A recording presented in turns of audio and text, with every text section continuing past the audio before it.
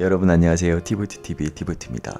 오늘은 원신 원컷으로 한번 영상을 찍어보고 싶어서 그냥 가장 편한 자세와 그냥 가장 막 찍어보려고 한번 시도를 한번 해봅니다. 봉준호 감독이 제72회 깐네 영화제에서 황금종려상을 받았습니다. 이 황금종려상이란 게 큰 의미가 있죠. 칸네 영화제에서 가장 높은 상이라고 쉽게 이해를 하시면 될 것 같은데요. 우리나라 최초로 상을 받은 거예요. 박찬욱 감독이 예전에 이제 심사위원 대상을 한번 받았습니다. 올드보이로. 그보다 더 높은 상을 봉준호 감독이 이번에 기생충이라는 영화로 쾌거 수상을 한 겁니다.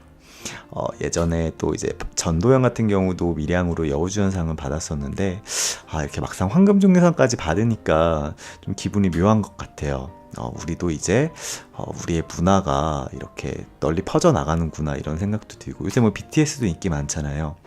그리고 중국 같은 경우도 태양별이로 한번 받았고요. 일본은 한 4-5번 받았을걸요. 뭐 나라야마 부시코, 운하기, 그리고 작년에 만비키 가족, 뭐 여러 개 있는데 뭐 갑자기 또 기억이 안 나네요.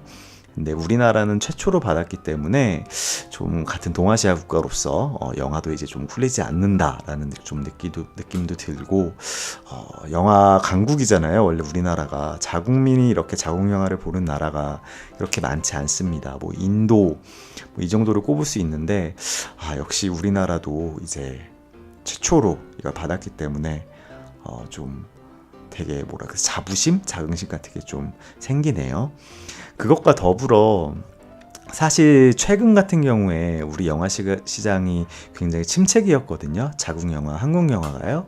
근데 이제 좀 이번 기회로, 황금종려상 수상의 기회로 조금 더 침체됐던 영화 시장이 좀 더 해빙기를 맞고 좀 이렇게 나오지 않을까라는 좀 기대감을 갖게 돼요.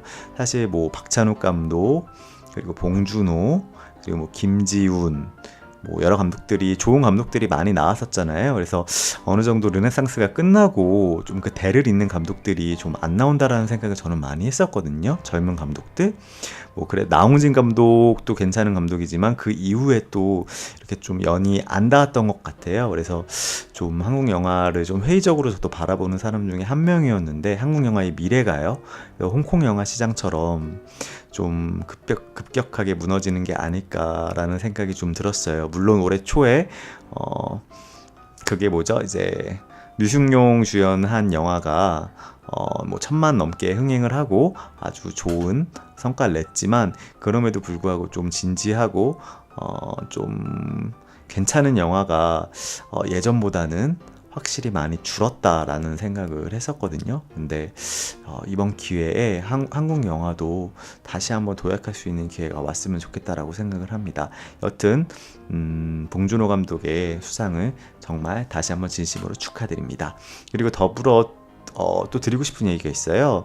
제가 가로세로 연구소에서 항상 문화에 관련된 좀 컨텐츠를 다루시던데, 이번 봉준호 감독 수상 관련해서도 여지없이 다루셨더라고요.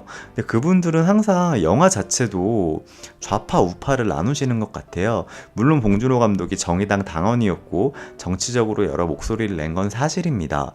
그럼에도 불구하고 영화 자체가 어떻게 보면 예술가 자체, 영화 자체들이 어떻게 보면 진보 그리고 좌파적인 목소리를 낼 수 있는 환경일 수밖에 없어요. 왜냐하면 영화가 뭡니까? 예술이 뭡니까? 어떻게 보면 사회적인 모순을 바탕으로 출발을 해야 되는 건데, 보수란 건 뭐예요? 어쨌든 현 체제를 유지하고 이렇게 변화가 급격하게 일어나기보다는 이거를 토대로 약간씩 조금씩 수정하자라는 건데, 진보나 이런 개혁 같은 경우는 좀 바꿔보자라는 개념이잖아요. 그렇기 때문에 영화 시장에서 진보 그리고 뭐 이제 좌파가 득세하는 건 그냥 당연한 결과죠. 그건 뭐 미술계나 다른 부분도 마찬가지라고 생각을 하고요. 이렇게 경사스럽고 한국 영화계에 큰 획을 그은 날에 꼭 이런 영화들을 또 좌파로, 감독을 좌파로 이렇게 매도했어야 됐는지는 좀 안타까움이 남습니다. 뭐 그리고 우파 감독 관련해서 뭐 클린트 이스트우드 얘기 들었지만, 뭐 클린트 이스트우드도 뭐 체인질링이라는 영화는 사실 뭐 어떻게 보면 진보적인 색채도 띠기도 했었어요. 그렇기 때문에 뭐 어떤 감독의 영화 성향을 가지고 진보로 나누고 뭐 보수로 나누고 하는 거는 저는 큰 의미가 없다고 보고요.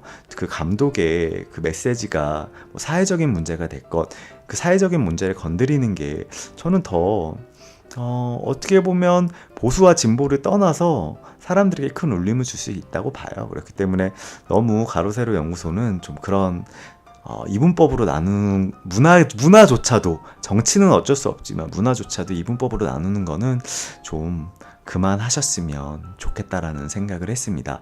여튼 한국 영화 100년이 됐나요?